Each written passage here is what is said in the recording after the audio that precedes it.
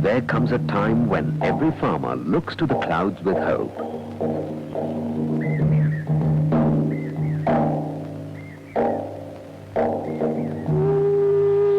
Water is the resource which brings life to the land and livelihood to the family.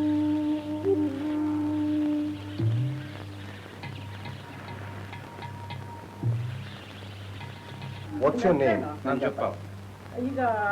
Where does the water come from? From the clouds. Where do the clouds come from? I don't know. The rains were regular in the past, but not anymore. Why? Our wells have become corrupt. That's why. What can we do to make the land retain more water? That's what we don't understand. Wells are drying up. Can we do something about it? We cannot. Whereas life in rural India is already hard, it is made harder because water is becoming more and more scarce. This scarcity is man-made. We have denuded the wealth of our forests. So, instead of being conserved, water rushes down the slopes, carrying away topsoil with its nutrients. Although the rainfall may be the same this year as it was before, the bare earth no longer absorbs water, and our underground reserves of water are not replenished. For instance, many perennial rivers have now become seasonal. Wells are now being sunk in riverbeds in search of water. All the water that we get on the globe is only through precipitation. And there are various uses for water, right from drinking, industrial use, agriculture, and whatnot. And under those circumstances, unless we match the total amount of precipitation to the total of needs, it will not be possible for us to have some priorities and the scientific use of the water. For scientific water management, there is an imperative need to utilize the maximum rainfall. Geographically, all land below a ridge, from slope to valley or basin where water is harvested, forms a watershed. Since earliest times, the watershed has been the ecological, social and economic unit from which agrarian life has emanated. On the slopes, we need contour bunding to slow down the flow of water and to check soil runoff. At the same time, we plant trees on these slopes to conserve water and soil.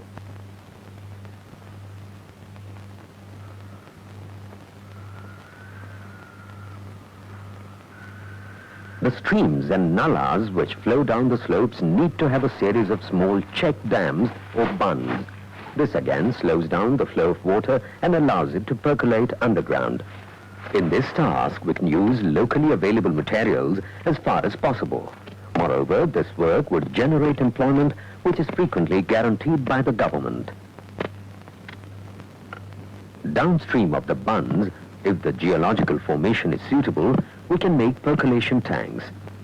Percolation tanks help to recharge wells.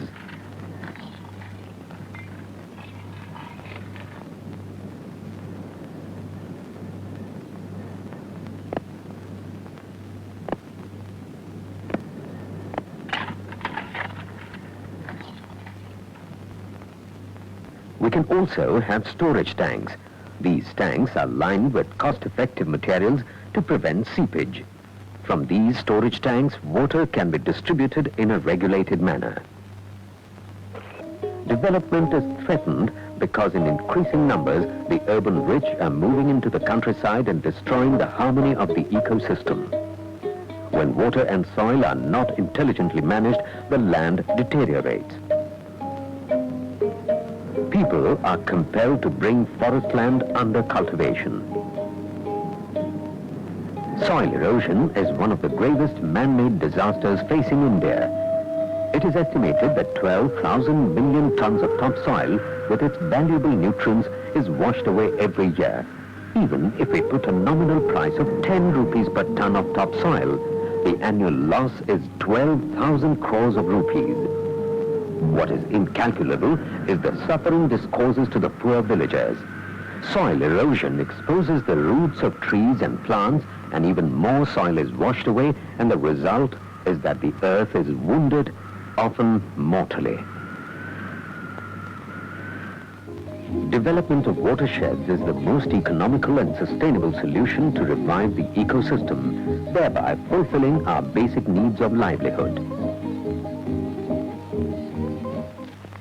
The watershed ultimately aim at conserving soil and moisture, and at the same time using land according to its capability with the total consent of the farmers. It will be possible for us to maximize the biomass production, both in non-arable and as well as arable lands. So under these circumstances, naturally, the productivity of the land and the biomass production of the total area will be maximum, and therefore the sustainability has to result. This is not a dream. Sustainable agriculture and social equity is now a reality, at least in these few pockets of our country.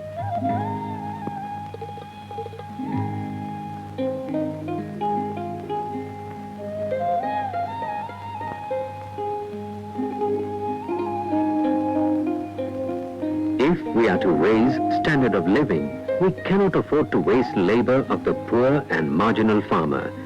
If he has to live on the land and by the land, we must make water available to him on equitable, regular and assured basis.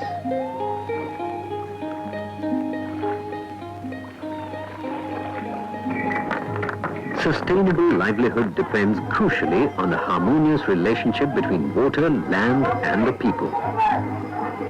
Many years ago, Lokmanya Tilak said, "Swaraj is my birthright." Cannot a farmer today say, "Water is my birthright and I shall have it"?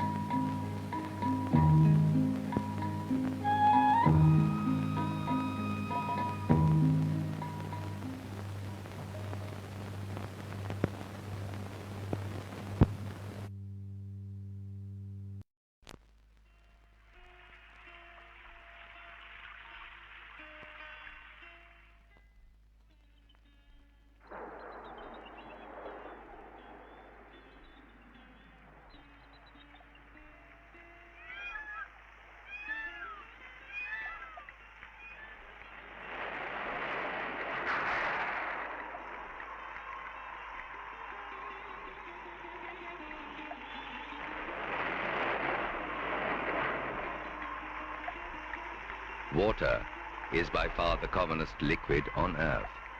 Naturally, the shortage of water never arises in our mind. With the advent of the new millennium, water, the most essential component of civilization, might get scarce in many countries.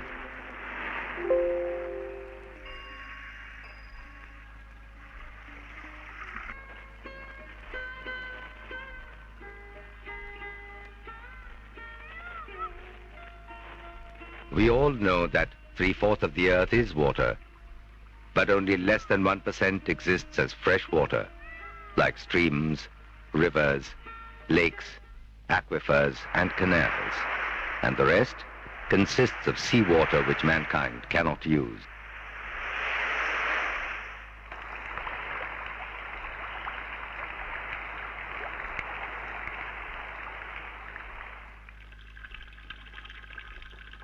Owing to the population boom, freshwater demands will continuously be multiplied to cater to a better lifestyle in urban as well as rural areas.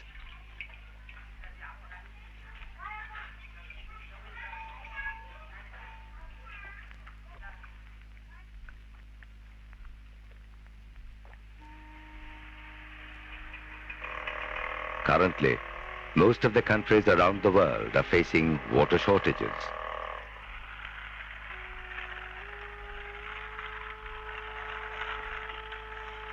By 2025, more countries, including India, will be pushed into this dread list if we are not careful and conscious about it.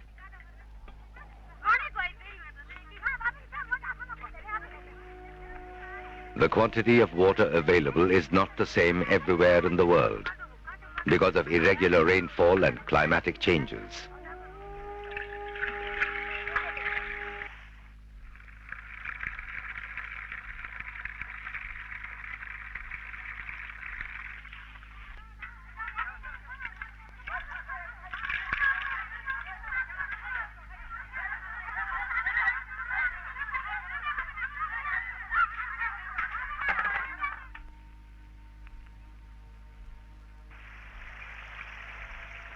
There are several reasons for the water crisis.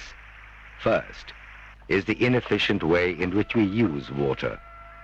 Second, irrigation without proper usage and control creates wastage on a prodigal scale. Much of the water trickles away or simply evaporates before it can do any good. Third, we do not save our freshwater stock properly.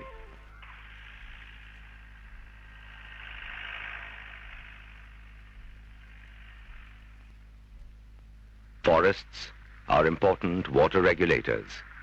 Their soil structure acts as nature's sponge, soaking up water and releasing it slowly throughout the year. They contribute to reliable river flow, replenish groundwater supplies, reduce soil erosion, and release moisture into the atmosphere.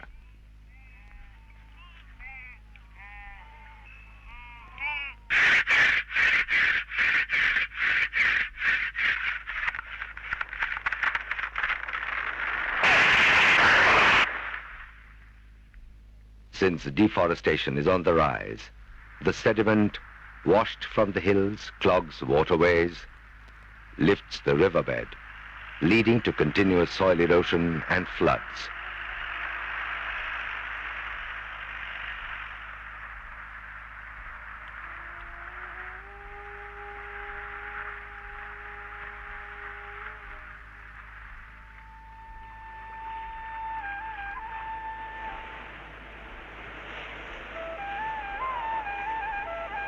Coastal water pollution in the world's oceans result from contaminants carried there by fresh water.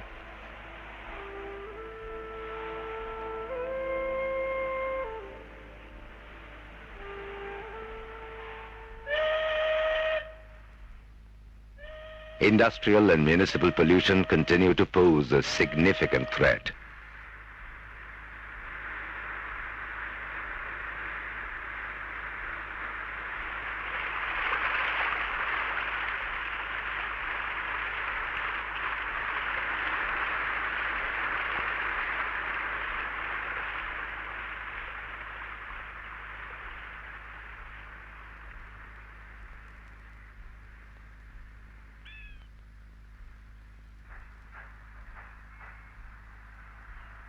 The facilities to treat wastewater are not adequate in any city in India.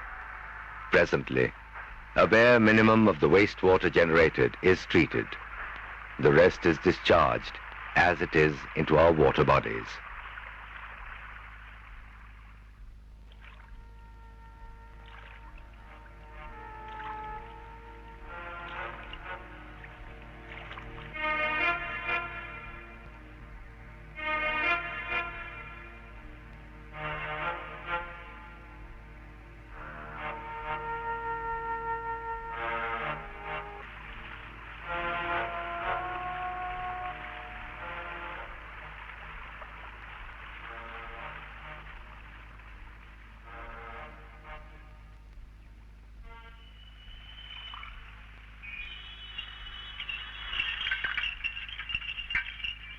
Polluted water is a natural gateway for waterborne diseases. Water-related diseases create human tragedy. killing millions of people each year. Human lives are being put at risk because of arsenic in the water supply.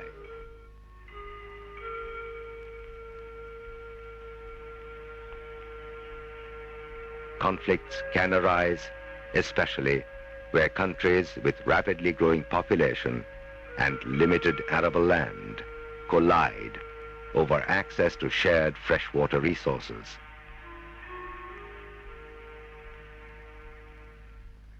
Right on top of the reasons behind the water supply crisis is the inability of governments in developing countries to regulate, manage, and invest in water. Otherwise, the world will increasingly witness the new phenomenon of water refugees. Millions of people will be forced to leave their homes in search of water, or because regional conflicts over water would turn violent as shortages grow.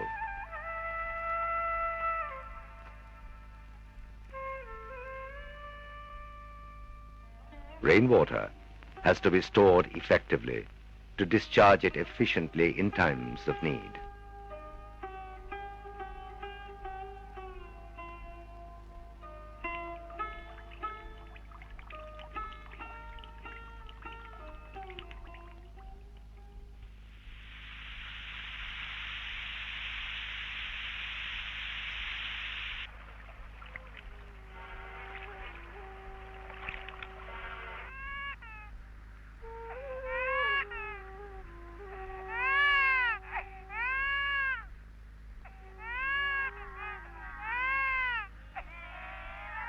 Since water is most essential for sustaining life on Earth, water issues need delicate monitoring and careful handling.